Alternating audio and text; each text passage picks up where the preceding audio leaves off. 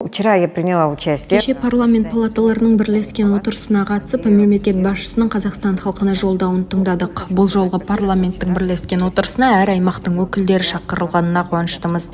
Әділетті Қазақстан, заң мен тәртіп, экономикалық өсім, қоғамдық оптимизм атты жолдауында ел президенті Қатон-Қарағай мен Зайсан аудандарының туристік әлеуетін дамыту туралы сөз қозғады.